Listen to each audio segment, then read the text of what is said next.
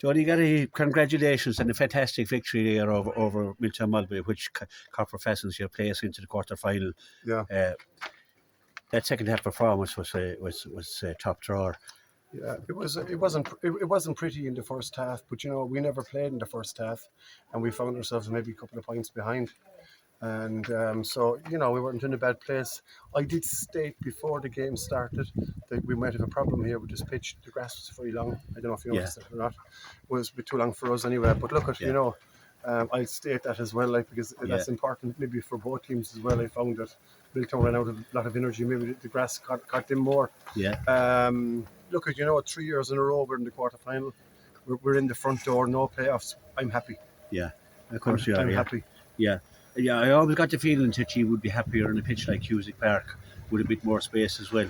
We asked for it, but we have to be happy with what we're doing. It's a privilege to be over a football team. It's a privilege to be over a senior football team. It's a real privilege to be over my own club team. Yeah. And we look at I said to the lads 4 years ago, good players can play anywhere. Were you concerned going over with Ralph Constantine the other? Yeah. Look, he's.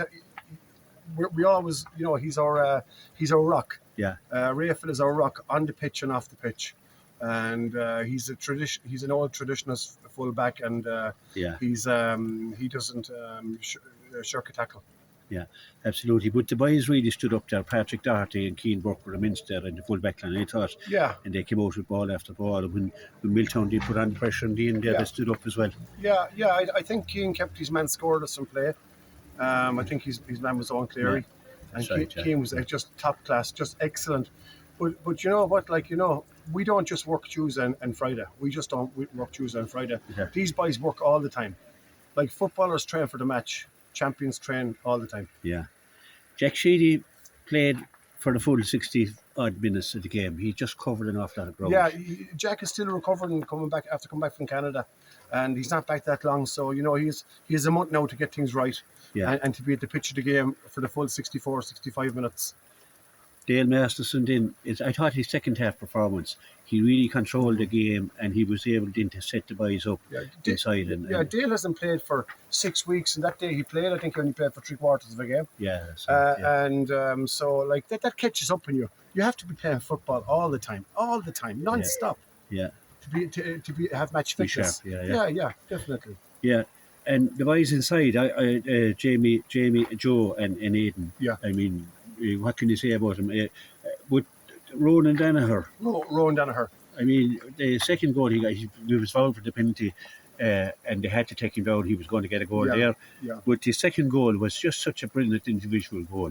Yeah, you get out what you get out of it what you put into it, and Rowan is one of those players that is incessant about training, gym work, road work, pitch work, football, contact all the time. He's excellent, and he's fit this year. He had hamstring last year, and he had hamstring the year before. And we had Colin O'Brien hamstring all last year, and Keane Burke, who kept on clearly scoreless, hamstring all last and the year before. So fingers crossed. Fingers crossed. Like we're in Doolin, Listonvarna, Kilshanny.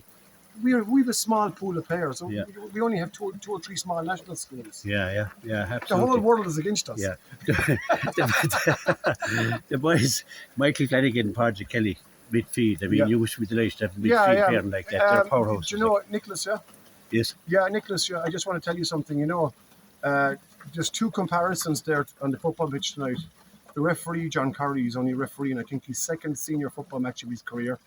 I thought he was excellent. I swear to God, I thought he was excellent. He's bomb-proof, the man. And another thing I want to say is Micheál Flanagan's third senior football match of his career. He's 24 years of age. Is that right? Yeah, so he's been living away. He never played football, and he never played senior, junior, or junior A or junior B or nothing. He's like a veteran the way he covered the pitch. He's a great listener. Yeah, he's a great listener, and we're very proud of him. You must be telling him the right things because he definitely. We're very proud of him, Nicholas. Very proud of him. Yeah.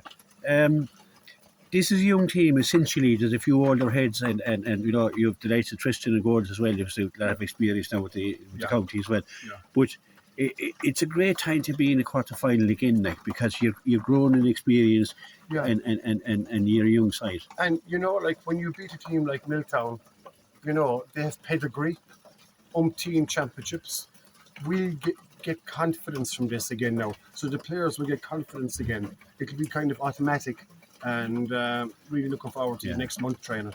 Yeah, when I look at that Miltown team, they were champions 18 and 19, and you don't become double champions for nothing. And all those names are still there, and you've beaten those guys. Like, and you know, in what your second half performance was, if you can keep that up.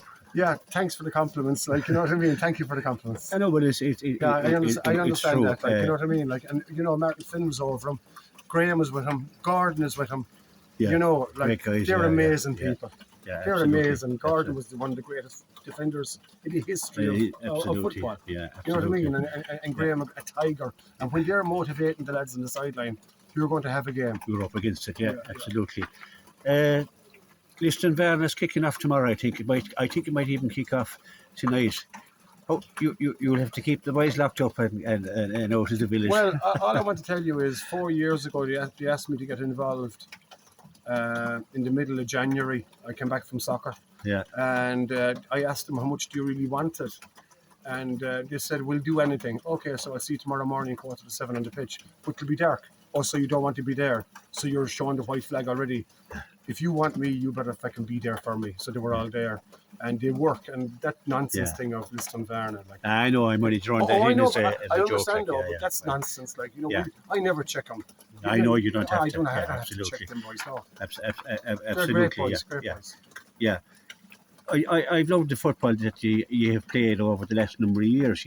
Especially, I love to see you in Cusack Park there. You play a lovely brand of football and fast and pacey and beautiful scores. So it would be lovely to see you progressing now. Yeah, listen, we'll do our best. Yeah. We'll do our best. That's all we can do is our very best. We'll do our very best. No promises. Yeah. Well, you've set yourself up, and we're happy. well. And we're happy. And you've had a great one.